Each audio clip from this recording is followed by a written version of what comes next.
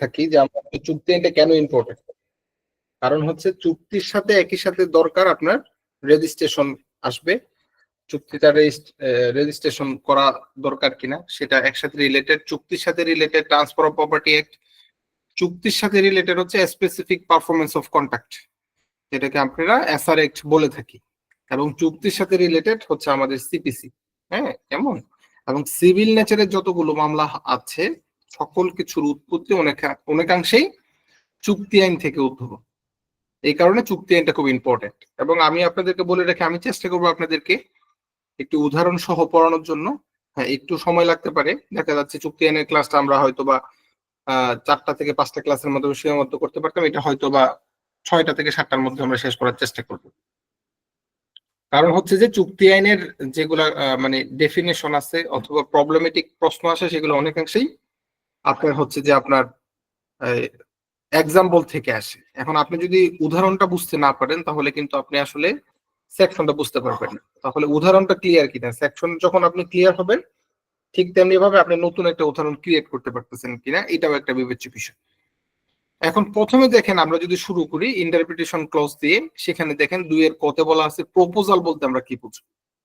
চুক্তিতে যে কোনো একটা প্রস্তাব থাকবে, যে কোনো একজন ব্যক্তি তো প্রস্তাব দিবে। এখন প্রস্তাবটা কেমন হতে পারে? প্রস্তাবটা হতে পারে কোনো কিছু করার অথবা কোনো কিছু থেকে বিরত থাকার। তাহলে আমরা যখন প্যানাল কোড করেছি আমরা, তখন আমরা বলেছি অ্যাক্ট অর ওমিশন বলেছি। এটা কি বলতেছে? অ্যাক্ট হতে পারে, ওমিশন হতে পারে।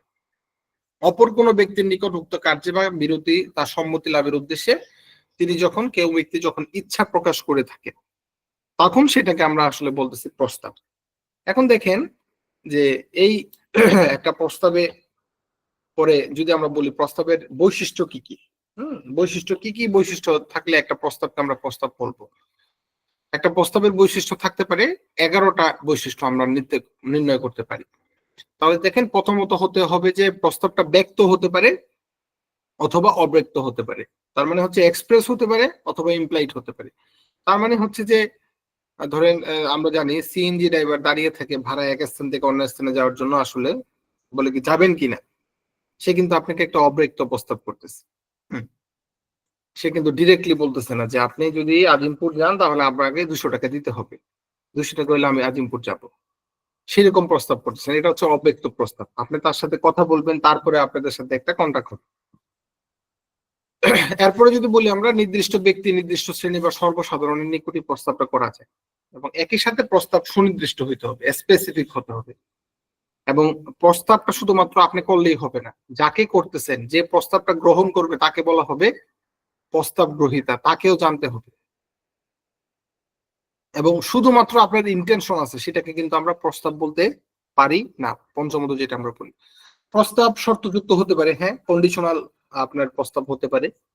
তারপর যদি আমরা বলি যে প্রস্তাবে আসলে আইনগত বাধ্যবাধকতাও থাকতে হবে, প্রস্তাবের ফলে আপনি কি বাধ্য কিনা সেটাও আপনাকে থাকতে হবে। একই সাথে নবমত যদি আমরা বলি, প্রস্তাব আসলে যে কোনো সময় প্রত্যাহার যোগ্য হতে হবে। যে কোনো সময় প্রস্তাব গ্রহীতার বা যে প্রস্তাবদাতা তার ইচ্ছা অনুযায়ী প্রস্তাবটা প্রত্যাহারও করতে পারে। তারপরে আমরা আজকেই পড়বো একটা জিনিস, যেটা আমরা এখন 9-এ পড়ছি, সেটা হচ্ছে যে ইনভাইটেশন টু ট্রিট, যেটাকে আমরা বলা হচ্ছে যে প্রস্তাবের নিমিত্তে আমন্ত্রণ, সেটাকে আসলে প্রস্তাব কিনা।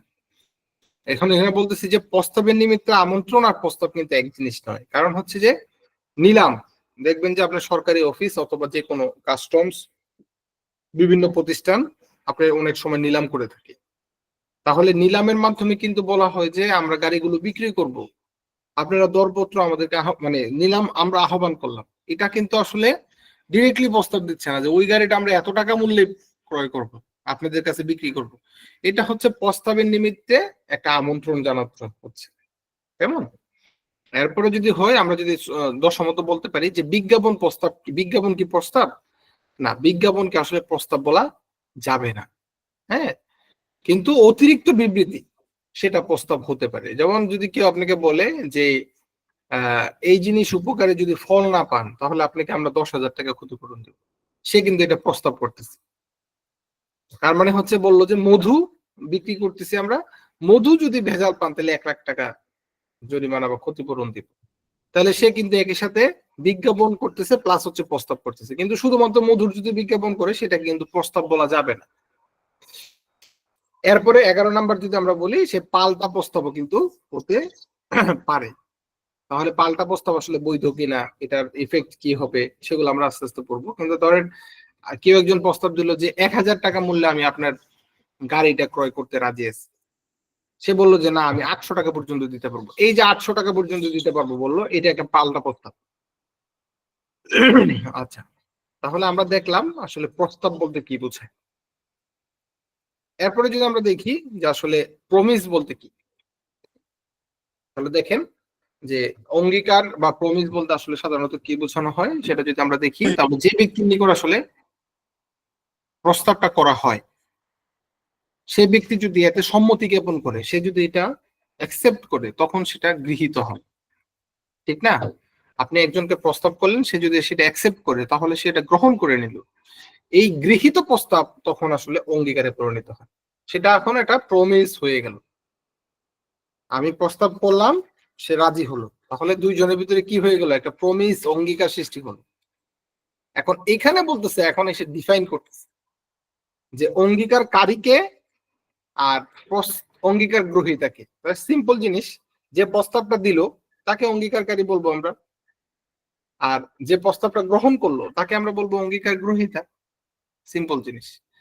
এরপরে যদি আমরা দেখি আসলে যে প্রতিদান বলতে আমরা কি বুঝি, 2 এর গহতে যেটা বর্ণিত আছে যে যে ক্ষেত্রে অঙ্গীকারকারীর ইচ্ছে কর্মে অঙ্গীকার গ্রহীতা বা অপর কোনো ব্যক্তি কিছু করেছেন বা কোনো কিছু থেকে বিরত থাকছেন, অথবা কোনো কিছু করার বা করার বিরত থাকার অঙ্গীকার করছেন, মানে সেই ক্ষেত্রে বলতেছে যে কার্য হতে পারে, একটা কাজ করলো, বিরতি থাকলো, এবং অঙ্গীকারকে আসলে প্রতিদান বলা হচ্ছে। তার মানে হচ্ছে আমি আপনাকে এত টাকা দিব, আপনি এই কাজটা করবেন, সেটা একটা কার্য, সেটা একটা প্রতিদান হতে পারে। আপনি এই কাজটা করবেন না, এই কারণে আমি আপনাকে টাকা দিলাম, সেটাও একটা প্রতিদান। অথবা অঙ্গীকার করলো যে আমি আপনাকে দিব, এটাও আসলে প্রতিদান। 3 ক্ষেত্রেই প্রতিদান হতে পারে। এরপরে যদি আমরা দেখি সম্মতি, 2 এর উমতে যেটা বলা আছে যে এগ্রিমেন্ট, সেটা কি, সেটা হচ্ছে প্রত্যেক যেটা অঙ্গীকার হচ্ছে, এবং অনেকগুলো অঙ্গীকার গুচ্ছ থাকতে পারে, একটি অপরটির উদ্দেশ্যে বা পারিশ্রমিক বা পণ, তাকে আসলে সম্মতি বলা হয়ে যাচ্ছে। তার মানে হচ্ছে যখন একজন প্রস্তাব দিচ্ছে, অঙ্গীকার করতেছে কোন একটি কিছু করার, অথবা অনেকগুলো অঙ্গীকার করতেছে সে, এবং সেখানে অবশ্যই আপনার প্রতিদান আছে, অথবা যে কোনো একটা উদ্দেশ্য আছে, পারিশ্রমিক আছে, প্রত্যেকটাকে আমরা বলবো সেগুলো এক একটা এগ্রিমেন্ট। এখন যদি আমরা দেখেন, এখানে বলতেছে আরেকটা গুরুত্বপূর্ণ জিনিস, সেটা হচ্ছে রিসিপ্রোকাল প্রমিস বলতে কি বোঝানো হয়। তাহলে বলতেছে যে অঙ্গীকার সমূহ কোন একটি অপরটির পণ বা পণের অংশ, তাদেরকে পারস্পরিক অঙ্গীকার বলা হয়ে যাচ্ছে। তাহলে অঙ্গীকার বলতে সাধারণত আমরা বুঝলাম একটা জিনিস, যে সে অঙ্গীকার করলো, কেমন একটা প্রস্তাবটা গ্রহণ করলো, তাই আসলে অঙ্গীকারভুক্ত হয়ে গেল। কিন্তু যখন বলতেছে একটি অপরটির পণ হিসেবে গণ্য হবে, একটি অপরটির সাথে রিলেটেড হবে, তখন সেটাকে বলবো আমরা পারস্পরিক অঙ্গীকার। দুইজনেই একটা অঙ্গীকার করলো, প্রস্তাব দাতাও করলো, প্রস্তাব গ্রহীতাও করলো, সেই ক্ষেত্রে কিন্তু সেটা পারস্পরিক অঙ্গীকার বলা হয়ে থাকে। এরপরে আমরা আরো পড়বো যে বাতিল সম্মতি, এখানে সাধারণ সংজ্ঞা বিস্তারিত আরো পড়বো আমরা। সেটা হচ্ছে যে বাতিল সম্মতি আসলে কি, যেই সম্মতিটা আসলে আইন বলে কার্যকর করা যাচ্ছে না, সেই সম্মতিটাকে আমরা বাতিল সম্মতি বলবো। আর সবচেয়ে গুরুত্বপূর্ণ দেখেন, 2 এর জতে এসে কন্ট্রাক্টের ডেফিনেশন দিয়েছে। তার মানে হচ্ছে আপনি যে কোনো অঙ্গীকার করলেন, আমরা এগ্রিমেন্ট করলাম, চুক্তি বলতে কি বুঝবো, এই চুক্তি আইনের ডেফিনেশনটা কোথায় আছে? বলতেছে 2 এর জতে বলতেছে আইন বলে কার্যকর করা যায় এমন সম্মতিকে আসলে চুক্তি বলা যায়। তাহলে যে সম্মতি আপনার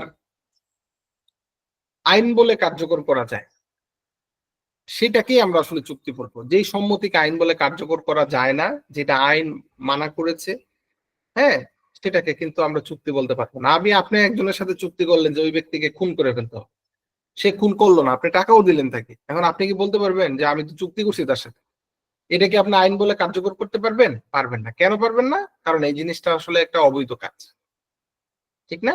কিন্তু যদি আপনি একটা বৈধ কাজ করেন, কারোর সাথে চুক্তি করেন যে সে এত টাকা আমার থেকে নিছে, সে যদি এই টাকা এত দিকে না দেয়, এত একটা মানে অঙ্গীকার করেছে যে এত তারিখের ভিতরে এত টাকা দিবে, এবং এত পরিমাণ এই টাকার বিনিময়ে সে কি দিবে, আপনাকে এত বস্তা চাল দিবে অথবা গম দিবে। সে যদি সেটা না দেয়, তাহলে আপনি কি করতে পারবেন? স্পেসিফিক পারফরমেন্স অফ কন্ট্রাক্টের মামলা করতে পারবেন। তার মানে হচ্ছে আইনভাবে কার্যকর করতে পারবেন। তাহলে আইনানুগ ভাবে যেটা কার্যকর করা যাবে সেই সম্মতিকে আসলে আমরা চুক্তি বলবো, বাকিগুলোকে আমরা চুক্তি বলতে পারবো না। এখন এই দেখেন, এটা বলতেছে, আমি যেটা বলে ফেললাম এতক্ষণ, যে ভয়েডেবল কন্ট্রাক্টের সংজ্ঞা কিন্তু আবার বলা আছে 2-6-তে, সেটাই বলতেছে যে এক বা একাধিক পক্ষের আইন বলে কার্যকর করা যায়, কিন্তু অপরপক্ষ বা পক্ষ সময়ের ইচ্ছাক্রমে সেটা কার্যকর করা যায় না, সেটাকে আসলে বাতিলযুক্ত চুক্তি বলে। তার মানে হচ্ছে, ধরেন আমি আপনার সাথে একটা ল্যান্ড বিক্রি করলাম কোন একজন ব্যক্তির কাছে, কিন্তু তাকে আমি প্রকাশ করলাম না যে এই জমিটা আসলে ঋণগ্রস্ত, ব্যাংকে এই জমিটা রেখে আমি ঋণ নিয়েছি। তাহলে ব্যাপারটা কি, আমি এই জিনিসটা বাতিল করতে পারি, আবার আমি বলতে পারি যে না, ঋণের টাকা আমি পরিশোধ করবো, অসুবিধা নেই, ঠিক না? তাহলে ব্যাপারটা হচ্ছে সেই ব্যক্তির উপর ডিপেন্ড। অথবা আমি করতে পারি, ভাই আপনি তো আমার নিকট সম্পত্তিটা বিক্রি করলেন, তাহলে ভাই ঋণটা আপনি পরিশোধ করে দেন, কিন্তু আমি চুক্তিটা বাতিল করতেছি না, চুক্তিটা আমি থাকি। এটাকে বলতেছি আমরা ভয়েডেবল কন্ট্রাক্ট। হুম, তার মানে হচ্ছে যে এক পক্ষ চাচ্ছে এক বা একাধিক পক্ষের আইনানুগ কার্যকর করা যায়, কিন্তু অপর পক্ষ বা পক্ষ সময়ের ইচ্ছাক্রমে কার্যকর করা যায় না, সেটাকে আমরা বলবো আসলে বাতিলযোগ্য চুক্তি। এগুলা আসলে আমরা আরো পড়বো, বাতিলযোগ্য চুক্তি 10 রকমের চুক্তি যেগুলো আছে, আজকে আমরা পড়বো ইনশাল্লাহ। এরপরে যদি দেখেন সেকশন 3-তে যদি আমরা আসি, সেখানে 3টা জিনিস বলা আছে: কমিউনিকেশন, অ্যাকসেপ্টেন্স এবং রিভোকেশন। তার মানে হচ্ছে প্রস্তাব জ্ঞাপন, গ্রহণ এবং প্রত্যাহার। তাহলে দেখেন এখানে বলতেছে প্রস্তাবকারী, প্রস্তাব গ্রহীতা বা প্রস্তাব গ্রহণ প্রত্যাহারকারী পক্ষের কোন কর্মবিরতি যার মাধ্যমে প্রস্তাব প্রদান, গ্রহণ, প্রত্যাহার জ্ঞাপনের ইচ্ছা প্রকাশ করেন বা যাতে তা জ্ঞাপনের ফল হয়, তা যথাক্রমে প্রস্তাব জ্ঞাপন, প্রস্তাব গ্রহণ এবং প্রস্তাব গ্রহণ প্রত্যাহার বলে গণ্য। তার প্রস্তাব জ্ঞাপনটা কিভাবে হবে? তাহলে প্রস্তাব জ্ঞাপন হতে পারে মৌখিকভাবে প্রস্তাব দিতে পারে, লিখিতভাবে প্রস্তাব হতে পারে, ও আচরণের দ্বারা প্রস্তাব হতে পারে, অথবা ইঙ্গিতের দ্বারাও প্রস্তাব জ্ঞাপন হতে পারে। তাহলে সেই ক্ষেত্রে একই জিনিস হচ্ছে, সে গ্রহণটা সেভাবে হতে পারে, প্রত্যাহারটাও সেভাবে হতে পারে। এখন এখানে বলতেছি, এখন হচ্ছে আমরা এই প্রস্তাবগুলোকে আমরা আসলে ডিফাইন করবো আস্তে আস্তে। হ্যাঁ, বা যদি আমরা ব্রাঞ্চে যাই, দেখেন সেখানে বলতেছে যে সেকশন 4-এ যে একটা প্রস্তাব কখন সেটা আসলে সম্পূর্ণ হবে। কমিউনিকেশন হোয়েন কমপ্লিট, একটা কমিউনিকেশন করলো, প্রস্তাব করলো, সেটাকে আমরা কখন কমপ্লিট বলে গণ্য করব। তাহলে দেখেন প্রথমত যেটা বলতেছে, যে ব্যক্তির নিকট প্রস্তাবটা করা হচ্ছে ওই ব্যক্তি যদি অবগত হয়, সে জানে কিনা, তাহলে প্রস্তাবটা জ্ঞাপন সম্পন্ন হয়েছে। তার মানে হচ্ছে কোনো পত্র দ্বারা ক্ষয়ের নিকট একটি গৃহ বিশেষ মূল্যে বিক্রির প্রস্তাব জ্ঞাপন করলে, সে যখন প্রস্তাবটা মানে যখন পত্রটা পেয়েছে, তখন সে প্রস্তাবটা জানলো বলে আমরা গণ্য করতে পারবো।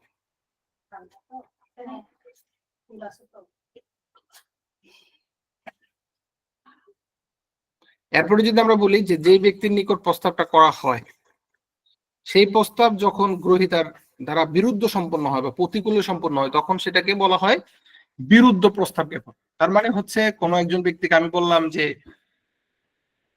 1,00,000 টাকায় বিক্রয়ের আমি প্রস্তাব করলাম, সে বলতেছে না, 80,000 টাকা হলে আমি ক্রয় করতে রাজি আছি, অথবা সে ফেরত প্রদান করলো, সেটাকে একটা বিরুদ্ধ প্রস্তাব করলো সে।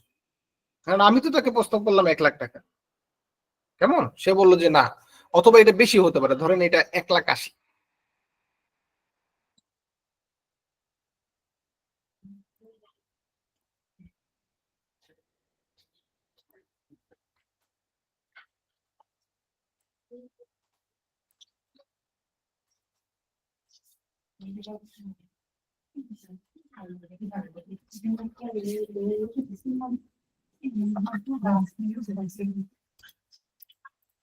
তার মানে হচ্ছে যে ব্যাপারটা হচ্ছে যে সে এটা বলতে পারে যে না, আমি 1,80,000 টাকা, 1,000 টাকা নিচে দিব না, অথবা 80,000 টাকা, যেটাই হতে পারে কিনা, সেটা সে আসলে কিন্তু একটা বিরুদ্ধ প্রস্তাব করলো, কেমন।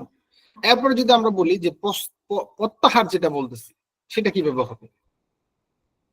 সে গৃহ ক্রিয়ার জন্য প্রস্তাব করলো, সে বলতেছে না ভাই, আমি গৃহ ক্রয় করব না, আমি ডিরেক্ট রিজেক্ট করে দিলাম। তাহলে প্রস্তাবটা আমরা কিভাবে হতে পারি? জ্ঞাপনটা কখন? কমিউনিকেশন হোয়েন কমপ্লিট, যখন সে অবগত হবে, সেটা হতে পারে। সে বিরুদ্ধ প্রস্তাব করতে পারে, অথবা সে প্রত্যাহার দ্বারাও প্রস্তাবটা সম্পূর্ণ হতে পারে। এখন দেখেন এখানে একটা আসলে দুইটা রেফারেন্স আছে। একটা হচ্ছে যে দেখেন বলতেছে প্রস্তাবটা পরিষ্কার হতে হবে, মানে দ্ব্যর্থবোধক হলে হবে না।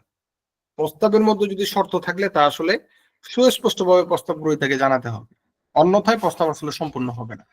যেমন রিচার্ডসন ভার্সেস রেন্ট্রি একটা মামলা আছে বিখ্যাত, সেখানে দেখেন ব্যাপারটা হচ্ছে এরকম যে বাদী আসলে একটা জাহাজের টিকিট কাটে এবং এমন ভাবে টিকিটটা আসলে ভাঁজ করা ছিল সবকিছু আসলে বোঝা যাচ্ছিল না।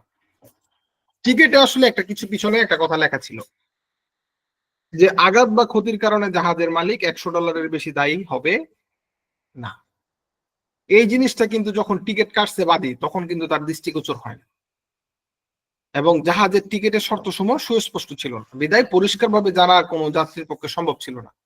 তখন আদালত সিদ্ধান্ত নেয় যে টিকিটের গায়ে শর্ত সমূহ সঠিকভাবে উপযুক্ত হয় না এবং এই শর্ত দ্বারা বাধ্যতামূলক আরোপ করা যাবে না, কারণ কোন যাত্রী তখন সেটা বুঝতে পারে নাই। এই প্রস্তাবটা তখন তারা আসলেই জানতো না। ওই যে আমি আপনাদেরকে একটা কথা বলেছিলাম প্রস্তাবের নিমিত্তে আমন্ত্রণ, নিলামের একটা বিষয় বলেছিলাম। দেখেন ইনভাইটেশন অফ ট্রিট এই জিনিসটাকে, এটা নিয়ে প্রশ্ন আসে, টিকা আসে, এই জিনিসটাকে আপনাদেরকে বোঝার জন্য এখানে একটা মামলাও আছে। একটা হচ্ছে যে প্রথম যে কথাটা আপনাদেরকে মনে রাখতে হবে, ইনভাইটেশন অফ ট্রিট কোনো প্রস্তাব নয়।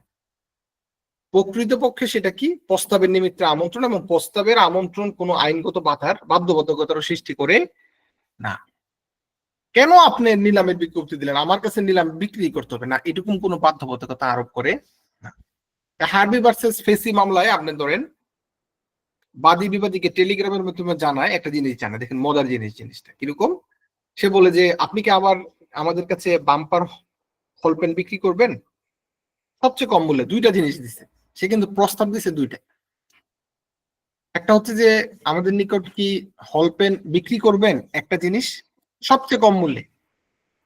এখন বিবাদী কি জানাইছে যে আমাদের বাম্পারের সবচেয়ে হলপেনের সবচেয়ে কম মূল্য হচ্ছে £900। এবং এরপরে কি করছে, বাদী জানায় যে আমি রাজি আছি আপনার এই হলপেন ক্রয় করতে। সে এখানে কি দুইটা প্রশ্নের আনসার দিছে? না, সে তো একটা প্রশ্নের আনসার দিছে, শুধুমাত্র কম মূল্যটা বলছে, কিন্তু সে তো বিক্রি করতে রাজি হয় নাই। এই কারণেই বলতেছে দেখেন এখানে মামলাটা কি যেটা হয়েছে সেটা হচ্ছে বিবাদী পরে তার বিক্রি করতে অস্বীকার করে, তখন সে একটা মামলা করে যে না আমি তো সে প্রস্তাব দিছে আমি তো অ্যাকসেপ্ট করছি, আমাদের ভিতরে তো একটা চুক্তি সৃষ্টি হয়েছে। কিন্তু প্রিভি কাউন্সিল বলতেছে যে বাদী প্রথমে আসলে টেলিগ্রামে আসলে দুইটা প্রশ্ন করে, বিবাদী শুধুমাত্র একটা প্রশ্নের উত্তর দিছে। শুধুমাত্র সে কি বলছে, হলপেনের সবচেয়ে কম মূল্য টাকা। সে আসলে ইচ্ছা প্রকাশ করছে, কোন সে প্রস্তাব সৃষ্টি করেনি। অপরদিকে বাদীর শেষ টেলিগ্রামটি ছিল ক্রয়ের প্রস্তাব, যা আসলে বিবাদী গ্রহণও করে নাই। এই ক্ষেত্রে কি বলতেছে যে সেটা আসলে কি হবে, সে আসলে এখানে এই এই প্রস্তাব দ্বারা সে আসলে এখানে চুক্তি হয় না, সে বাধ্য না। তাহলে আরেকটা কথা আমরা বলতে পারি প্রস্তাবে ইনভাইটেশন অফ ট্রিটে, যে দরপত্র, টেন্ডার বা শেয়ার বিক্রয়, নিলাম বিক্রয়, বিজ্ঞাপন ইত্যাদি প্রস্তাবের নিমন্ত্রণে আমন্ত্রণ প্রস্তাব নয়। এই ক্ষেত্রে কিন্তু কেউ ক্ষতিপূরণ পাওয়ার অধিকারী নয়। আপনারা কি বুঝতে পারতেছেন? জি স্যার। জি স্যার। ধন্যবাদ।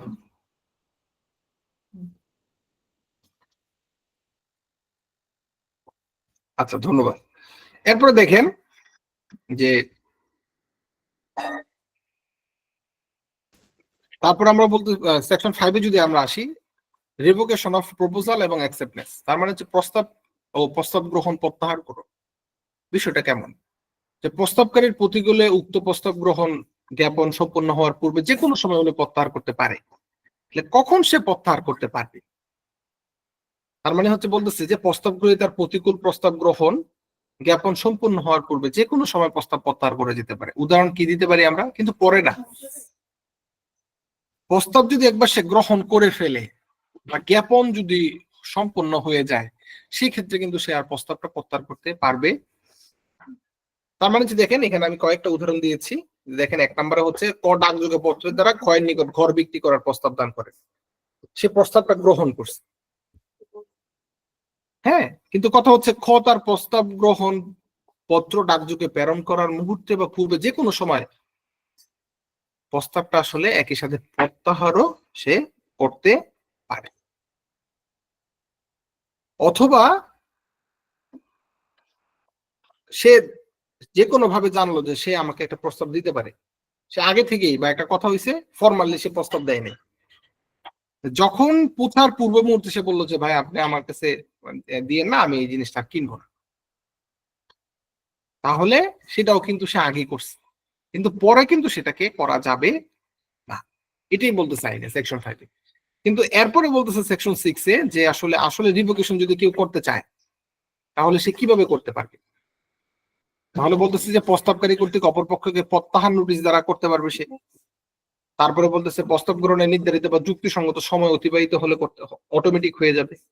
যদি প্রস্তাবে এমন কথা থাকে যে আগামী ডিসেম্বরের 25 তারিখের মধ্যে যদি আপনি প্রস্তাবটা গ্রহণ না করে এই অ্যাকাউন্টে 1 লাখ টাকা জমা না করেন, তাহলে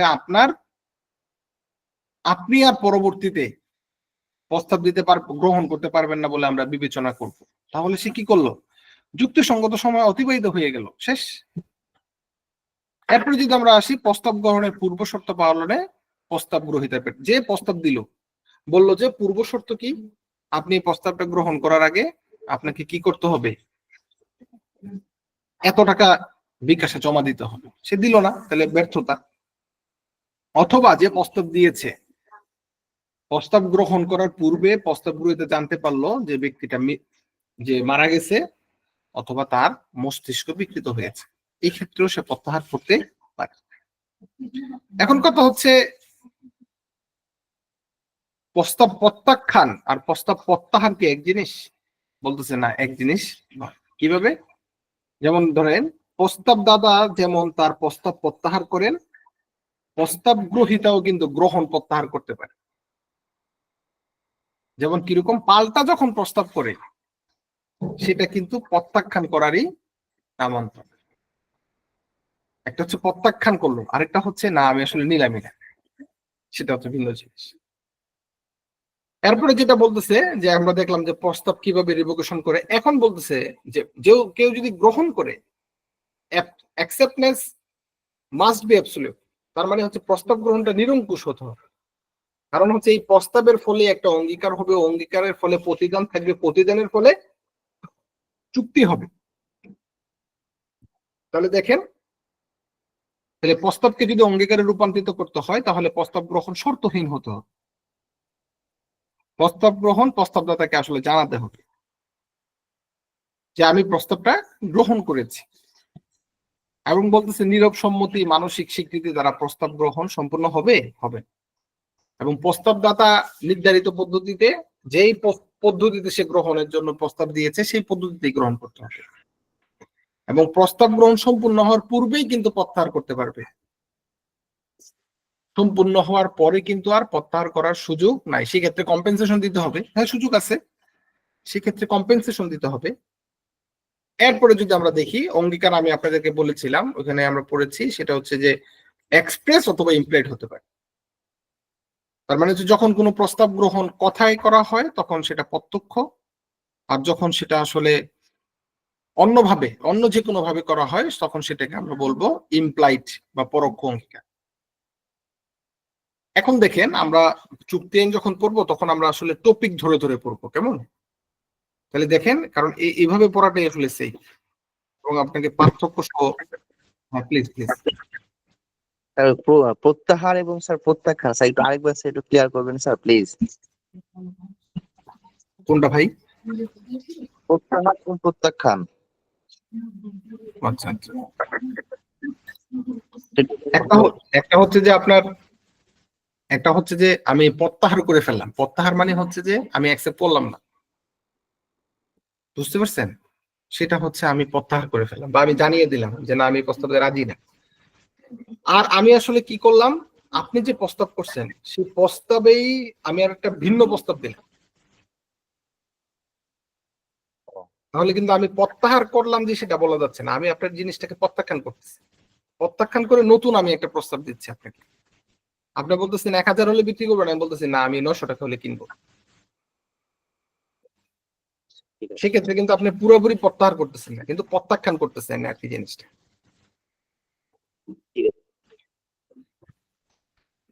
এরপরে দেখেন আমরা যদি দেখেন এই এখন এই যে চ্যাপ্টারটা পড়বো, মানে চ্যাপ্টারের ভিতরে সবগুলো ধারা চলে আসবে। একটা হচ্ছে চুক্তি, বাতিলযোগ্য চুক্তি এবং বাতিল সম্মতিগুলো কি কি।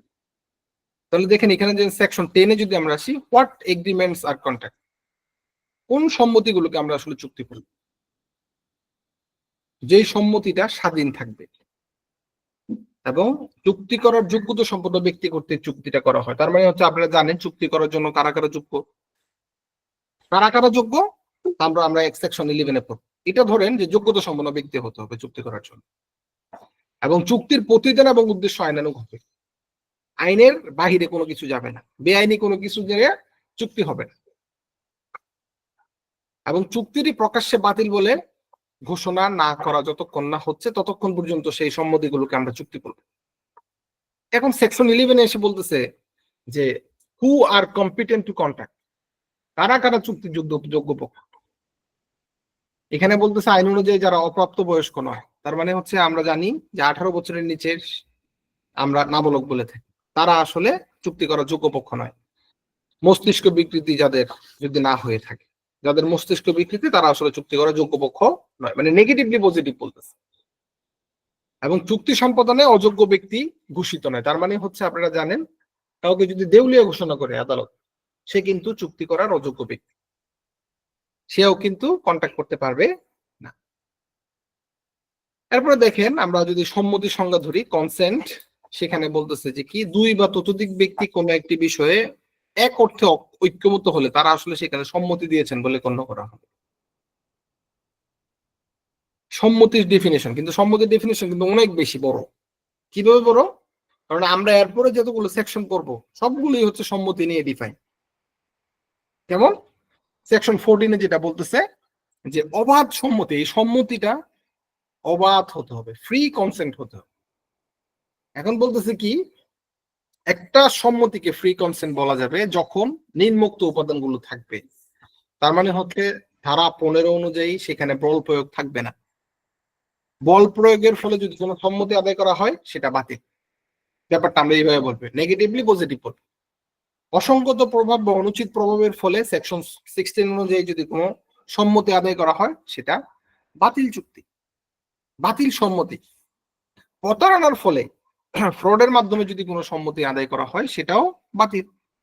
ভ্রান্ত ধারণা, মিথ্যা বর্ণনার দ্বারা যদি কোনো সম্মতি নেওয়া হয় তাহলে সেটা বাতিল। তারপরে বলতেছে যে সেকশন 20, 21 এবং 22 ধারার বিধান সাপেক্ষে ভ্রান্তি দ্বারা অনুরূপ সম্মতি প্রদত্ত হয়েছে বলা যায় যখন বল প্রয়োগ, অসংগত প্রতারণা, ভ্রান্তি থাকলে তা প্রদত্ত হতো। তার মানে হচ্ছে যে কোনো একজন ব্যক্তিকে আপনি সম্মতি দিল, কিন্তু সে বলতেছে যে আমি যদি প্রতারণার ফাঁদে না পড়তাম, আমার নিকট যদি বল প্রয়োগ করা না হতো, তাহলে আমি আসলে সম্মতিটা দিতাম। সেই ক্ষেত্রেও সম্মতিটাকে আসলে আমরা ফ্রি কনসেন্ট বলতে পারবো না।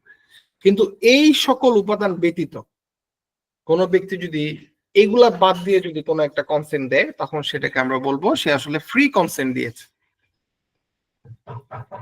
তাহলে দেখেন আমাদেরকে যেহেতু এখানে 15, 16, 17, 18 এবং 20, 21, 22 এই সেকশন গুলো এসেছে, তাহলে এই সেকশন গুলো আমাদেরকে পড়তে হবে। কারণ আপনাদের প্রশ্ন আসবে এভাবে, সম্মতি বলতে কি বুঝায়, যে কোন কোন ক্ষেত্রে সম্মতিকে আসলে সম্মতি বলা যাবে না।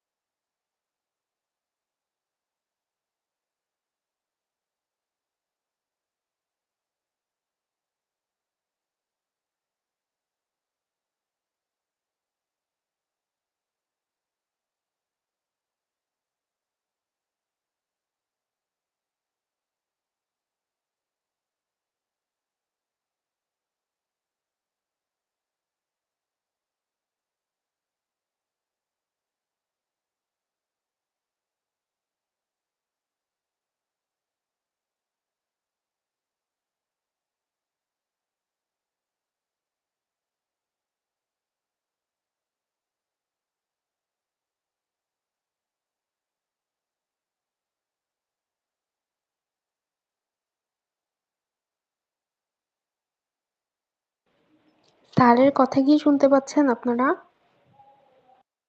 না, স্টার মনে হয় আউট হয়ে গেছে।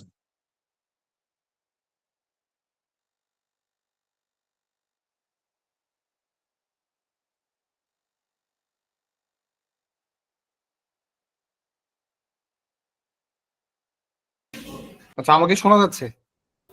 জি ভাইয়া। নেটটা আসলে চলে গেছে, ডিস্টার্ব করছিল এখানে। আচ্ছা, স্ক্রিন দেখা যাচ্ছে না? জি ভাইয়া। আচ্ছা, ধন্যবাদ। আচ্ছা, দেখেন আমরা কি বলতেছিলাম, বল প্রয়োগের ডেফিনেশন আমরা পড়ছিলাম, কেমন? তাহলে দেখি আমরা যদি উদাহরণ পড়ি একটা, সেখানে কি বলতেছি আমরা, যে দূর সমুদ্রে কোনো জাহাজকে কোনো ব্যক্তি সম্মতিতে অংশগ্রহণ করতে অথবা একটি কাজ করতে আসলে বাধ্য করে। সে আসলে ওই সময় কিছু করার ছিল না তার, এই কাজটা কেন করেছে? সে বল প্রয়োগের মাধ্যমে সম্মতির আদায় করেছে। তখন আমরা বলতে পারি, সে পরবর্তীতে সে আদালতে এসে বলতে পারে যে আমি আসলে চুক্তিটা কন্টিনিউ করতে চাই না। কিন্তু কথা হচ্ছে যে ধরেন এটা কিন্তু যেই পক্ষের উপর বল প্রয়োগ করা হয়েছে সেই পক্ষের ইচ্ছা অনুযায়ী বাতিলযোগ্য। সে যদি বলে না আমার কোনো অসুবিধা নেই, আমি এখন হ্যাপি আছি, বল প্রয়োগ করা হয়েছে কিন্তু চুক্তিতে আমি খুশি আছি, সেক্ষেত্রে কিন্তু সে কন্টিনিউ করতে পারে। কিন্তু আপনি চাইলে সেটা আসলে বাতিলযোগ্য চুক্তি। আইন বলতেছে সেটা বাতিলযোগ্য, কিন্তু আপনি চাইলে সেটা কন্টিনিউ করতে পারেন। এরপরে যদি আমরা আসে দেখেন আনডু ইনফ্লুয়েন্স, অসঙ্গত প্রভাব, সেটা কি?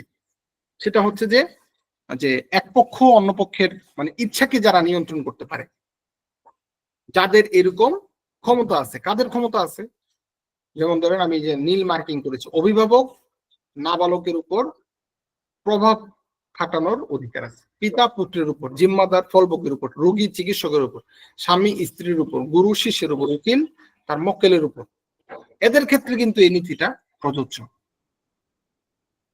এবং ক্ষমতার ওই ব্যবহার দ্বারা তারা চুক্তির এক পক্ষ আসলে লাভবান হবে।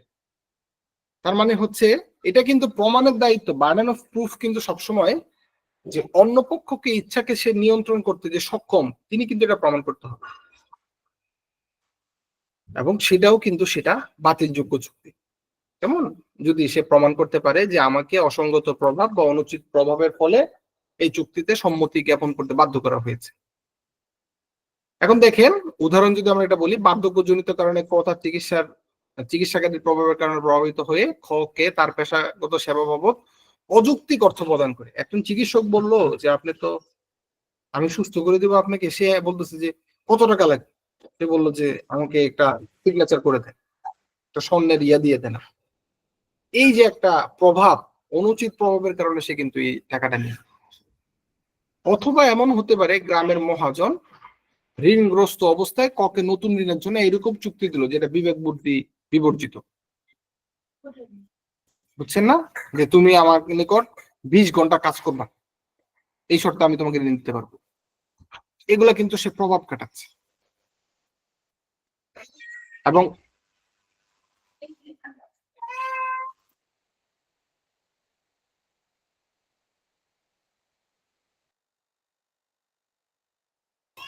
অসঙ্গত প্রভাব বা অনুচিত প্রভাবের মাধ্যমে কোনো যদি সম্মতি আদায় করা হলে যে পক্ষের উপর অসঙ্গত প্রভাব বা অনুচিত প্রভাব করা হয়েছে সেই পক্ষের ইচ্ছে অনুসারে কিন্তু সেটা বাতিলযোগ্য।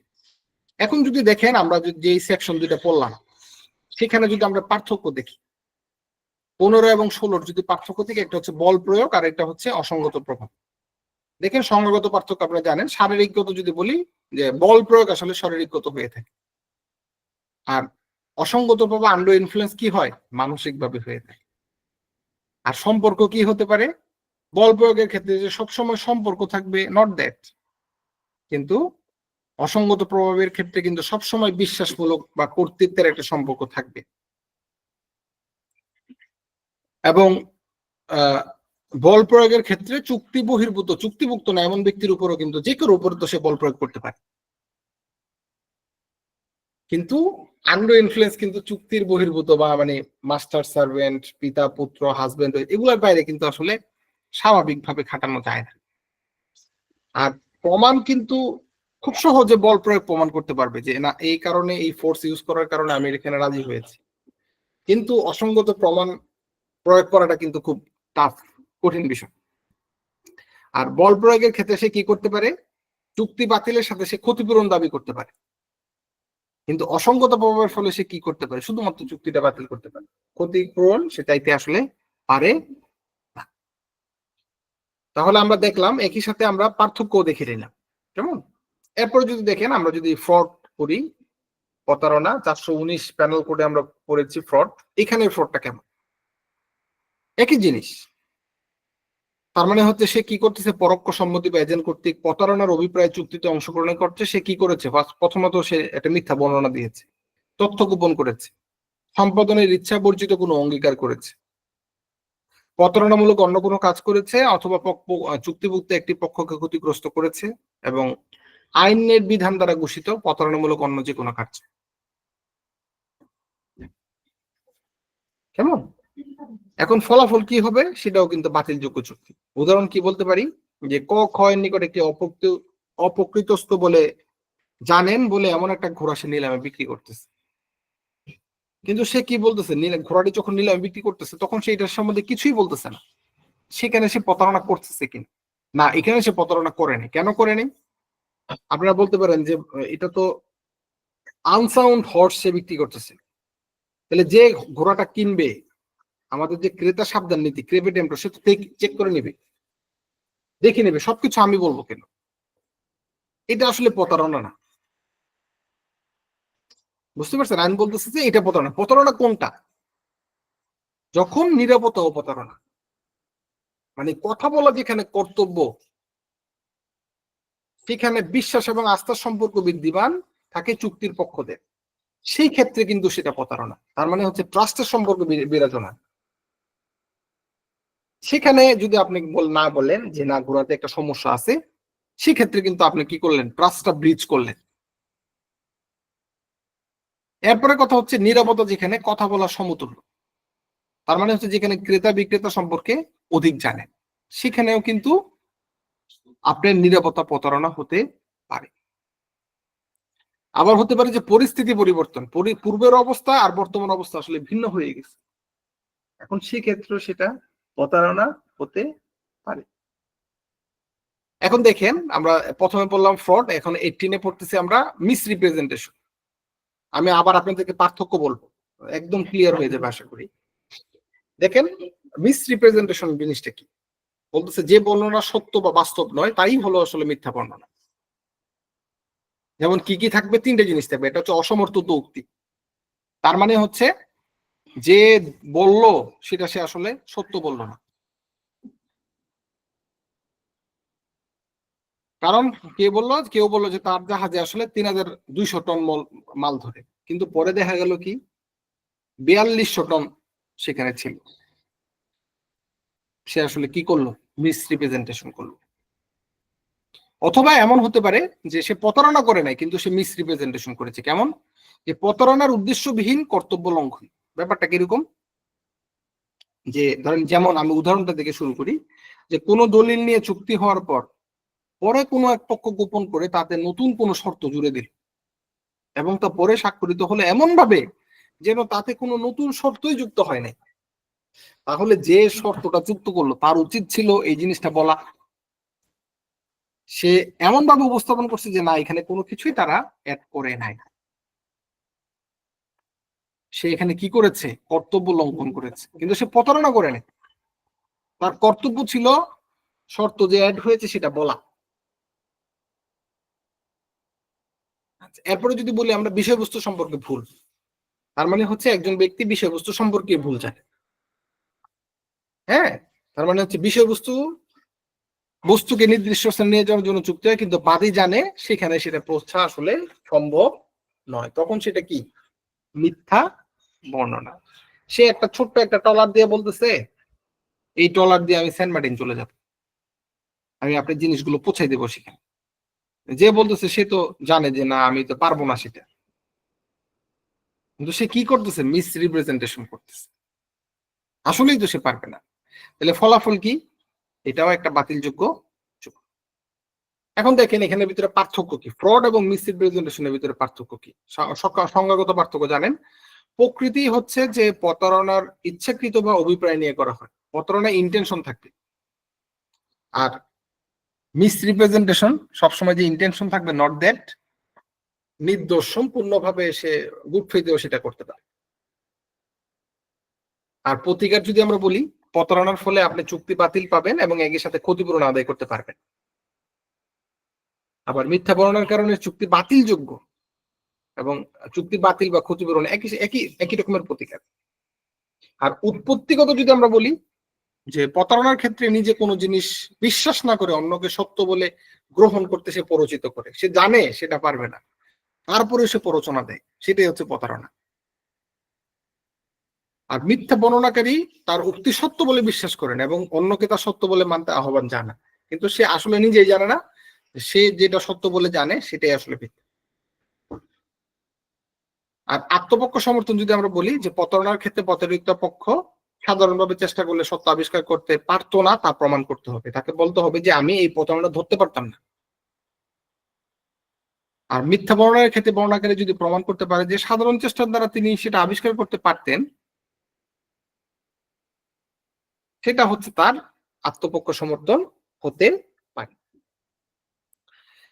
এখন দেখেন, এরপরে যদি আমরা আসি যে বাতিলযোগ্য চুক্তি বলতে কি বোঝায়। হ্যাঁ, সেকশন 19 যেটা বলতেছে, তাহলে যেই চুক্তিতে আমরা জবরদস্তি, প্রতারণা বা মিথ্যা বর্ণনা পাবো, সেগুলা কি হবে? পক্ষের ইচ্ছাক্রমে বাতিলযোগ্য, পক্ষ চাইলে সেটা বাতিল করতে পারে। এখন প্রতারণা বা মিথ্যা বর্ণনা সম্পর্কে জানার পর কার্য সম্পাদন হলে তা বাতিলযোগ্য কি হবে? না হবে, কারণ আপনি জেনে শুনে আপনি এগিয়েছেন। এবং সম্মতি যদি প্রদত্ত না হলে কোনো চুক্তিকে আসলে বাতিলযোগ্য বলা যাবে না, সম্মতি দিতে হবে। সম্মতি দেওয়ার পরে সে বলবে যে না, আমি তো জানতাম, আমাকে তো এটা জবরদস্তি করে নেওয়া হয়েছে। দেওয়ার পরে সেটা বলতে হবে, দেওয়ার আগে বলা যাবে না। উদাহরণ যদি আমরা দেখি, যে ক খ কে প্রতারণা করে অভিপ্রায় মিথ্যা বর্ণনা দেয় যে তার কারখানায় 500 মণ নীল উৎপাদন করে এবং এর মাধ্যমে খ কে কারখানা ক্রয় করতে পরিচিত করে। এখন কথা হচ্ছে যে তার কারখানায় আসলে এত মণ নীল উৎপাদন নাও হতে পারে, এখন সে চাইলে এটা বাতিল করতে পারে। এটাই বলতেছে। আবার যদি আমরা বলি যে ক খ কে প্রতারণামূলক উপায় জানা যে তার সম্পত্তি সম্পূর্ণ দায়মুক্ত, ওই যে প্রথমে আমি একটা উদাহরণ দিয়েছিলাম আপনাদেরকে, কিন্তু পরবর্তীতে সে বলতেছে যে না থাক, আমি এই টাকাটা দিয়ে দিব, অথবা সে বলতে পারে যে ভাই আপনি ঋণটা পরিশোধ করে দেন। সে একই সাথে বাতিল করতে পারে, অথবা ঋণ পরিশোধের জন্য ককে বলতে পারে যে ভাই আপনি ঋণটা পরিশোধ করে দেন।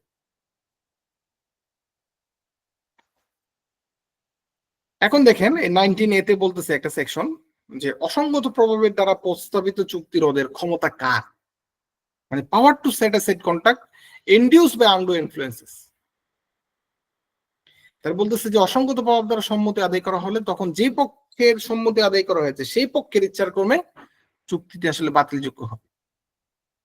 পক্ষ যদি কোনো সুবিধা গ্রহণ করে থাকলে তখন আদালত কিন্তু শর্ত অনুযায়ী সেটা বাতিল করতে পারে।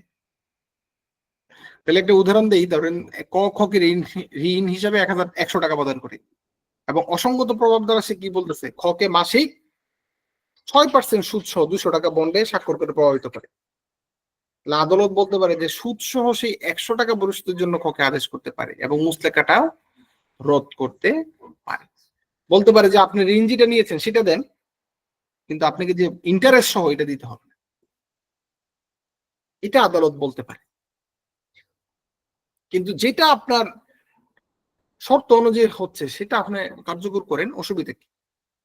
যেটাতে অসঙ্গত প্রভাব নাই ততটুকু আপনি কার্যকর করেন। এরপরে যদি আমরা দেখেন সেকশন 20 তে আসি, সেখানে কি বলতেছে, সম্মতির উভয় পক্ষের সম্মতি সম্পর্কিত প্রয়োজনীয় তথ্য সম্পর্কে যদি ভ্রমের অধীন হয় সম্মতিটা আসলে পাতে, মানে হচ্ছে দুই পক্ষই জানে না যে তারা একটা মিস্টেক অফ লতে আছে অথবা মিস্টেক অফ ফ্যাক্টে আছে। এখানে দুইটা জিনিস আছে, একটা হচ্ছে মিস্টেক অফ ফ্যাক্ট আর একটা হচ্ছে mistake of law. Mistake of fact মানে কি, উভয় পক্ষ যে জিনিসটা নিয়ে আসলে সম্মতি করতেছিল তারা আসলে দুই পক্ষ ওই জিনিসটা ভুল বুঝছে।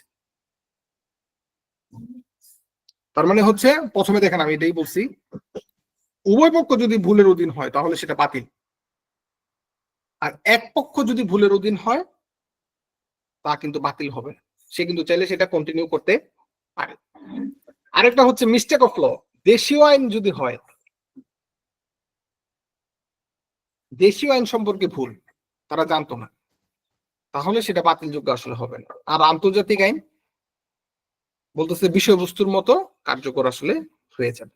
উদাহরণটা কি, যেমন ধরেন ক ক্ষয়ের নিকট একটি ঘোড়া কিন্তু সম্মত হলো, কিন্তু দেখা গেল চুক্তির সময় উক্ত ঘোড়া মৃত ছিল, তাহলে এই ক্ষেত্রে কোনো পক্ষ অবগত ছিল না, সেই ক্ষেত্রে এটা হচ্ছে মিস্টেক অফ ফ্যাক্ট, চুক্তিটি বাতিল। এখন মিস্টেক অফ ল কি, দেশের আইনে ওই সময়টা ধরেন ইলিশ ধরা নিষিদ্ধ ছিল, তারা কেউই জানতো না, তারা এটা চুক্তি করেছে, এবং সেই সময় তারা এখন যে কোনো একটা মামলা হলো তাদের বিরুদ্ধে, তারা বললো যে না, আমরা তো মিস্টেক অফ লতে ছিল, সেটা কি বাতিলযোগ্য হবে না? পরবর্তীতে তারা চুক্তিটা সংশোধন করে নিলেই জিনিসটা কার্যকর করা যাবে। এখন দেখেন এখানে আরেকটু জিনিস আছে, যে একুশে বলতেছে যে effect of mistake as to law, আইন সম্পর্কে ভুলের ফলাফল কি হবে।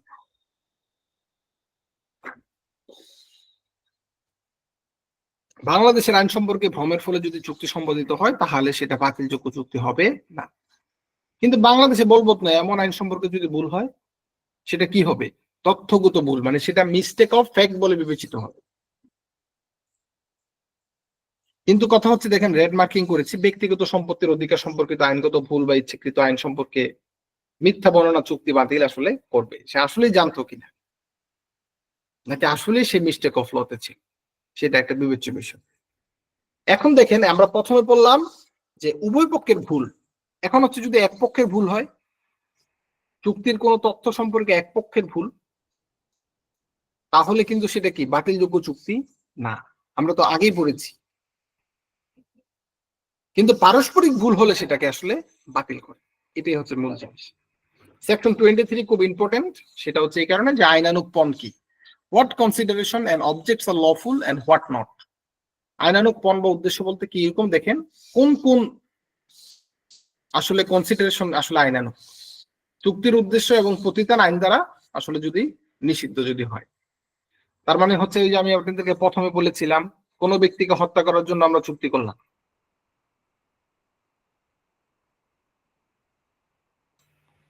হ্যাঁ, তখন সেটা কিন্তু কি হবে, নিষিদ্ধ হয়ে যাবে, সেইটাকে আমরা আইনানুগ বলতে পারবো না। তারপরে যদি বলি প্রচলিত আইন পরিপন্থী, তার মানে হচ্ছে মুসলিম পুরুষ একজন স্ত্রী বর্তমান থাকাকালীন স্ত্রীর বোনকে বিবাহ করতে পারবে না, তাহলে এটা ইরেগুলার ম্যারেজ হয়ে যাচ্ছে, কেমন, সেটাও আসলে আইন পরিপন্থী। তারপর যদি আমরা বলি চুক্তিটি প্রতারণামূলক যদি হয়, তার মানে কেমন, জমিদার কর্মচারী জমিদারের অজ্ঞাতে ক্ষয়ের নিকট টাকা নিয়ে জমিদারের এক খণ্ড জমিতে চাষাবাদ করতে দিল, তাহলে সে কি করলো, প্রতারণা করলো। আমরা তো জানি প্রতারণা হলেই সেটা আসলে চুক্তি হবে না, তাহলে প্রতারণা করলে সেটা আসলে কনসিডারেশন হচ্ছে না। এবং চুক্তিটি যদি কোনো অন্যের শরীরের বা সম্পত্তির জন্য যদি ক্ষতিকর হয়, একটা চুক্তি ফৌজদারি অপরাধ বা মানহানি করার জন্য চুক্তি করা যদি হয়ে থাকে, এবং চুক্তিটি যদি নৈতিকতা বিরোধী হয়, কেমন, চুক্তি করতেছেন আপনি বিদেশি শত্রুর সাথে বসবাস করার জন্য, মামলার প্রতিবন্ধকতা সৃষ্টি করার জন্য, বিবাহের বাধ্যতামূলক করার জন্য, এগুলো আসলে নৈতিকতা বিরোধী।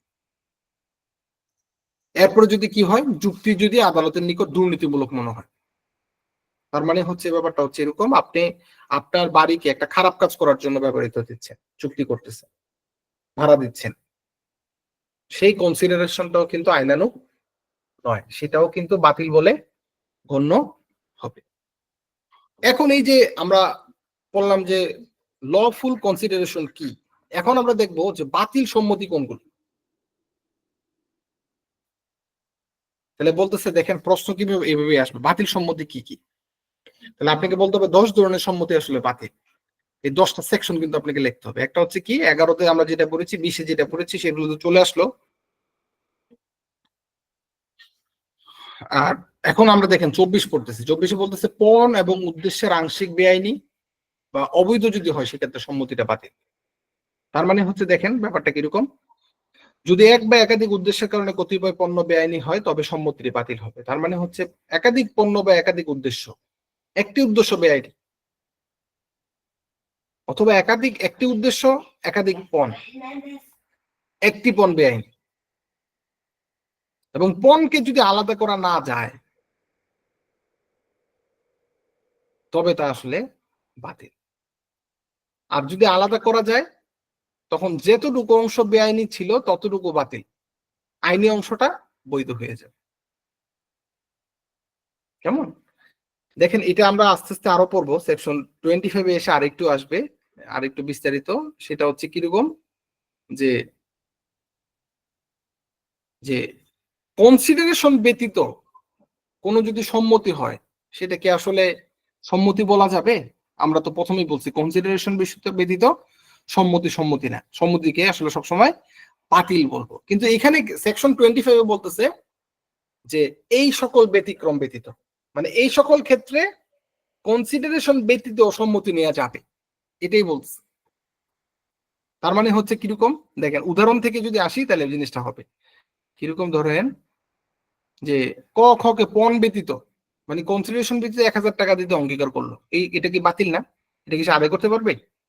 যে আমি তোমাকে 1000 টাকা এমনি দিলাম, পরবর্তী বললো যে না তুমি আমাকে 1000 টাকা দাও, এটাকে আদায় করতে পারবে না? এটা একটা বাতিল সম্মতি। কিন্তু স্বাভাবিক ভালোবাসার কারণে বাবা ছেলেকে বললো যে আমি তোমাকে 1000 টাকা দিব এবং আমি এটা রেজিস্ট্রেশন করে দিলাম, এটা কিন্তু একটা চুক্তি হয়ে গেল। এখানে কিন্তু কোনো কনসিডারেশন, ছেলে কিন্তু কিছু দেয় নাই বাবাকে, কিন্তু এটা কিসের কারণে হয়েছে? স্বাভাবিক ভালোবাসার কারণে হয়েছে। এটা একটা এক্সেপশন। এরপর যদি আমরা দেখি, ক 1000 টাকার মূল্যের একটি ঘোড়াকে 10 টাকায় বিক্রি করতে সম্মত হয়। এখন সেখানে তার অবাধ সম্মতি ছিল, না ভাই আমি আপনার কাছে বিক্রি করবো, আমার এত টাকা লাগবে না, আপনি আমাকে কিছু টাকা দেন, আমি আপনাকে দিব। যদিও বা মনে হচ্ছে যে না এত কম টাকায় কিভাবে বিক্রি করে, কিন্তু এখানে যদি অবাধ সম্মতি থাকে সেটাকে আসলে চুক্তি বলা যাবে। এটাই বলতেছে দেখেন এখানে, যে যদি পক্ষদের মধ্যে বিদ্যমান নিকটাত্মীয় এবং স্নেহের ভালোবাসার মধ্যে থাকে সেই ক্ষেত্রে কিন্তু পণ ব্যতীত সম্মতি হতে পারে। এবং পূর্বে স্বেচ্ছা প্রণোদিত হয়ে অঙ্গীকার করেছেন বা অঙ্গীকারকারীর আইনগত যা করতে বাধ্য করেন সেজন্য পূর্ণ বা অংশগত ক্ষতিপূরণ অঙ্গীকার হয়, অথবা এমন অঙ্গীকার যা দলিলে লিপিবদ্ধ আছে এবং ব্যক্তি কর্তৃক সাধারণভাবে বিশেষ ক্ষমতাপ্রাপ্ত যারা এজেন্ট স্বাক্ষর করেছে তা আমাদের বাতিল না হলে ঋণদাতা যে ঋণ পরিশোধে দায়ী করা যায়। অর্থাৎ এইসব ক্ষেত্রে পণ ব্যতীত সম্মতি আসলে চুক্তি বলে বিবেচিত হবে। এবং ওই যে লাস্ট উদাহরণটা পড়েছিলাম আমরা, 1000 টাকার একটা পণ্য 10 টাকায় বিক্রি করছে, চুক্তি করেছে, যদি সম্মতি অবাধ থাকে, শুধুমাত্র আপনি যদি বলেন যে এটা তো মানে অপর্যাপ্ত পণ হচ্ছে, এই কারণে শুধুমাত্র সেটাকে বাতিল করা যাবে না, সম্মতিটা আপনার অবাধ ছিল কিনা সেটাও দেখতে। এখন সেকশন 26 বলতেছে যে বিবাহের প্রতিবন্ধকতা সৃষ্টিকারী সকল সম্মতি বাতিল।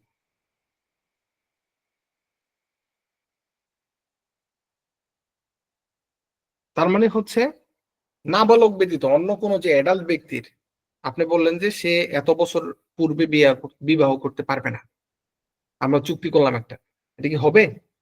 এই চুক্তি বাতিল। কিন্তু বলতেছে নাবালক ব্যতীত, নাবালকের জন্য যদি হয় প্রতিবন্ধক সৃষ্টি করে সেই ক্ষেত্রে হতে পারে, সেটা চুক্তি হতে পারে। এরপরে বলতেছে 27 বলতেছে এগুলো কিন্তু 10 প্রকারের মধ্যেই আসতেছে। ব্যবসায়ের জন্য প্রতিবন্ধকতা সৃষ্টিকারী সম্মতিও কিন্তু বাতিল। কেউ একজন, আমি আর আপনি ব্যবসা করলাম যে এই এলাকায় আর কেউ প্লাস্টিকের ব্যবসা করতে পারবেন,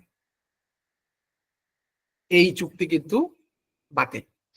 কেমন? এই সম্মতিও বাতিল। তারপরে যদি বলি আমরা আইনানুগ কার্যকরের জন্য প্রতিবন্ধকতা, তার মানে হচ্ছে আমরা বললাম যে আমরা সালিশ করে দিলাম, আপনি কোথাও মামলা করতে পারবেন না, এখানে সাইন করেন, এগুলো কিন্তু বাতিল। এই সম্মতিগুলো কিন্তু কি হবে? বাতিল হবে। এরপরে যদি আমরা দেখি যে অনিশ্চয়তার জন্য সম্মতি বাতিল, মানে যে সকল সম্মতির অর্থ সুনিশ্চিত নয় অথচ সুনিশ্চিত করা সম্ভব সেই সমস্ত সম্মতি কিন্তু বাতিল বলে গণ্য হবে। যেমন কি হবে? ক খ এর নিকট 100 টন তেল বিক্রি করতে সম্মত হয়, কিন্তু কোন প্রকার তেল তা কিছুই ছিল না, সে তো সব প্রকার তেল বিক্রি করে, কেরোসিন বিক্রি করে, পেট্রোল, অকটেন, ডিজেল সবই বিক্রি করে। তাহলে জিনিসটা কি? আনসার্টেনিটি আছে, অনিশ্চয়তা। এই সম্মতিটি কি হবে? অনিশ্চয়তার কারণে বাতিল হবে। তারপরে কি বলতেছে, বলতেছে যে ভাই আমি আমার সাদা ঘোড়া বিক্রি করবো 500 বা 1000 টাকায়। এটা কি হলো? আপনাকে তো স্পষ্ট করতে হবে 500 টাকায় নাকি 1000 টাকা, এটাও বাকি। আবার যদি বলে ক খয়ের নিকট 100 মণ ধান নির্দিষ্ট মূল্যে বিক্রি করতে সম্মত হয়েছে, তাহলে তো সে 100 মণ ধান সুনির্দিষ্ট, এখানে কোনো অনিশ্চয়তা কি আছে? অনিশ্চয়তা নেই। এই কারণে কি হবে, চুক্তিটা একটা বৈধ চুক্তি। যেমন আপনি যখন লিখবেন এত কিছু তো লিখতে পারবেন না, জাস্ট একটু উদাহরণ দিবেন, একটা লাইন লিখবেন, একটা উদাহরণ দিবেন, শেষ। আর বাদী সম্পর্ক কি? বাদী সম্পর্কিত সকল চুক্তি কিন্তু বাতিল, সকল সম্মতি কিন্তু বাতিল। মানে বা যে চুক্তি বা সম্মতির দ্বারা কোনো ব্যক্তি ভবিষ্যৎ অনিশ্চিত সম্পর্কে সংগঠিত হলে বা না হলে নির্দিষ্ট অর্থ প্রমাণ করতে ব্যর্থ হবে, অনুরূপ চুক্তিকে বাদী সম্মতি বলা হয়। তার মানে হচ্ছে ইন্ডিয়া যদি আজকে 300 রান করে, তাহলে আমি তোমাকে 500 টাকা দিব, আসো চুক্তি করি। এটা একটা বাজি, এটাকে আসলে চুক্তি বলা যাবে না। কেমন? এরপরে যেটা আছে সেকশন 56, সেটা হচ্ছে অসম্ভব কার্য, ইম্পসিবল অ্যাক্ট। তুমি 10 তলার উপর থেকে লাভ দিবা, তোমাকে আমি 10 লাখ টাকা দেব, এটা একটা অসম্ভব কাজ। 10 লাখের টাকা, 10 তলার উপর থেকে লাভ দিয়ে কোনো ব্যক্তি এসে টাকা নিতে পারবে বলে আশা করা যায় না। তার মানে হচ্ছে চুক্তি সম্পাদিত হওয়ার পর সেটা যদি অসম্ভব হয়, সেটাও বাতিল। চুক্তি সম্পাদিত হওয়ার পর বেআইনি যদি হয়ে যায়, সেটাও তো বাতিল বলে গণ্য হবে। এমন কোন অঙ্গীকার যা চুক্তির শুরুতে কোনো পক্ষ জানতো বা জানতে পারতো যে পরবর্তীতে তা সম্ভব নয়, তাও কিন্তু বাতিল হবে। কিন্তু সে মানে চুক্তির সময় সে জানতো যে এটা সম্ভব, কিন্তু পরবর্তীতে সে জানতেছে যে না, এটা কোনোভাবেই সম্ভব না। যেমন ধরেন বাংলাদেশের সাথে মায়ানমারের চুক্তি আছে। হ্যাঁ, চুক্তি বলতে কি, বাংলাদেশের সাথে মায়ানমারের কক্সবাজার দিয়ে যান চলাচল আছে ধরেন। যখন চুক্তি হলো, এরপরে কি হলো, যুদ্ধ শুরু হয়ে গেল, এখানে আর জিনিসই যা, রাস্তাঘাট সব নষ্ট হয়ে গেল। এখন এটা কি আর অসম্ভব কাজ না একটা? এখানে তো কোনো কিছুই যাওয়া যাবে না, সেই ক্ষেত্রেও কিন্তু সেটা বাতিল বলে গণ্য হবে। এই ছিল আমাদের আজকের চুক্তির ক্লাস। আপনাদের কোনো সমস্যা বা প্রবলেম থাকলে বলতে পারেন।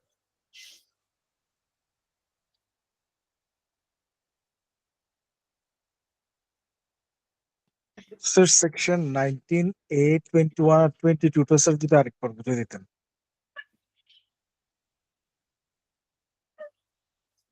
19A, জি স্যার। এখানে কি কি বুঝেন নাই ভাই? স্যার এখানে আসলে স্যার মানে বাতিলযোগ্য চুক্তির এফেক্টটা স্যার একটু যদি বুঝে দিতেন। মানে বাতিলযোগ্য চুক্তি দুই পক্ষ সম্মতি দিলে স্যার বাতিল হবে, মানে সম্মতি না হলে বাতিল হবে, এই তো স্যার? 19-এর কোনা 19A। জি স্যার। না, বাতিলযোগ্য চুক্তির এফেক্টটা থেকে উঠে যাচ্ছে স্যার। হ্যাঁ, এখন এইটার ব্যাপারটা হচ্ছে যে, একটা হচ্ছে যে ধরেন 19-এ আমরা যেটা পড়েছি সেটা হচ্ছে বাতিলযোগ্য, মানে আপনাকে প্রতারণার মাধ্যমে আমি আপনাকে চুক্তি করলাম, পরবর্তীতে আপনি বললেন যে না ঠিক আছে, আমি খুশি আছি, অসুবিধা নেই, হ্যাঁ আমি এখানে রাজি আছি, আমি লাভবান আছি, হ্যাঁ প্রতারণা করছে, ঠিক আছে, যাক আমি এটা কন্টিনিউ করবো। এটা হচ্ছে আপনার ইচ্ছাক্রমে বাতিলযোগ্য, বুঝতে পারছেন? আর 19-এতেও সেটা বলতেছে যে অসঙ্গত প্রভাব যদি আপনার কাছ থেকে আদায় করা হয়, হ্যাঁ, তখন যে পক্ষের সম্মতিতে আদায় করা হয়েছে সেই পক্ষের ইচ্ছাক্রমে আসলে চুক্তিটি বাতিলযোগ্য, সে পক্ষ চাইলে করতে পারে। এখন কথা হচ্ছে যদি কোনো সুবিধা আপনি গ্রহণ করে থাকেন, তখন কিন্তু আদালত চাইলে আদালত কর্তৃক শর্ত অনুযায়ী কিন্তু সেটা বাতিল করতে পারে। যতটুকু আপনার জন্য কনভিনিয়েন্ট হবে, যতটুকু সে অসঙ্গত প্রভাব করেছে ততটুকু বাতিল, কিন্তু যতটুকুতে অসঙ্গত প্রভাব নাই ততটুকু আপনাকে কিন্তু কার্যকর করতে পারে। জি স্যার।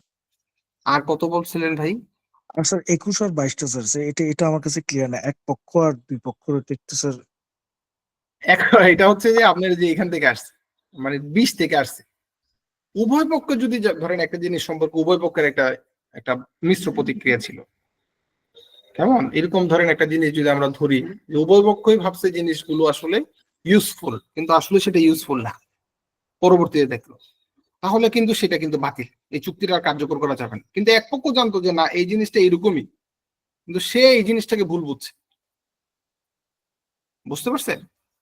সে বলতেছে যে ইন্ডিয়া থেকে ফ্রেশ ধরেন আঙ্গুর আনা হবে। এক পক্ষ জানতো যে হ্যাঁ এটা আসলে কিসমিস আসবে, ইন্ডিয়া আমরা যেটা আঙ্গুর বলতেছি সেটা আসলে ইন্ডিয়া কিসমিস হিসেবে ধরে নেওয়া হয়, কিন্তু অপর পক্ষ সেটা জানতো না, বাংলাদেশের পক্ষ সেটা জানতো না। এখন ইন্ডিয়া চাইলে কি বলতে পারে যে না আমি তো জিনিসটাকে কার্যকরও করতে পারি, আবার সেটা আপনি কি করতে পারি, হ্যাঁ বাতিলও করতে পারি, কিন্তু আমি সেটা আপনাকে বলতে পারি যে না আপনি এটা এখন করবেন কিনা। কিন্তু উভয় পক্ষ যদি ভুলের ভিতরে থাকতো যে জিনিসটা আসলে আঙ্গুর সম্পর্কিত নয় অন্য কিছু দিয়ে দিচ্ছে, তাহলে সেটা কিন্তু বাতিল। এটাকেই বলতেছে মিস্টেক অফ ফ্যাক্ট। উভয় পক্ষ ভুল, চুক্তি বাতিল। এক পক্ষ ভুলের অধীন, তখন সেটা কিন্তু বাতিল হবে না, সেটা চাইলে তারা যে কোনো পক্ষ ইফেক্ট করতে পারে, কার্যকর করতে পারে। তাহলে স্যার এটা যে কোনো পক্ষ নাকি যে ভুল বুঝছে সে খালি? যে পক্ষ, মানে ধরেন এখানে বলতেছে এক পক্ষ বিষয়বস্তু সম্পর্কে ভুলের অধীন হলে, যে ভুলের অধীন হচ্ছে হ্যাঁ সে চাইলে সেটা হবে, যে জানতো সে এটা কন্টিনিউ করতে পারে। বুঝতে পারছেন? জি স্যার। এখন কথা হচ্ছে যে ওই যে আর কি বলা লাগবে মিস্টেক অফ লতে? মিস্টেক অফ লটা ক্লিয়ার স্যার।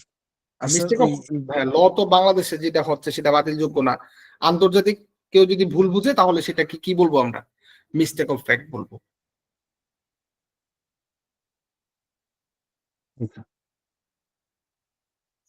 আর কারো প্রশ্ন ভাই?